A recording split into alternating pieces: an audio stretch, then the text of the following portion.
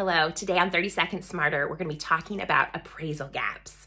Now, you may have heard this term thrown around if you have been a buyer or a seller or have recently gotten into the market. My goal is to provide some clarity in 30 seconds about what this is, and then you can take that information as you determine how to write the strongest offers, or as a seller, how to review the offers and to know how to deal with the potential of an appraisal gap. Okay, so 30 seconds, here it is. What's an appraisal gap? Basically, you have a list price for a home, right? If you're a seller, you set that. If you're a buyer, that is what you see. However, in a competitive market, often the agreed upon purchase price has been exceeding that list price.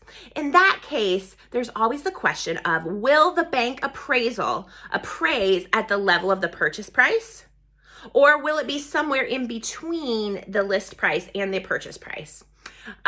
In that case, what an appraisal gap is it's the difference between these two numbers. Now, often you might be concerned about an appraisal gap and there doesn't end up being one. As the value of properties has increased over the last couple of years, we're seeing these appraisals meeting the competitive purchase prices. However, if you're concerned about it, it's really this difference. And so what you do about that, both as a seller and a buyer, is really the question you want to work with your agents about. How, as a seller, can you make sure that your agreed upon purchase price of right here that you'll be able to get, even if the appraisal comes in down here and your buyers can only get financing up to this point?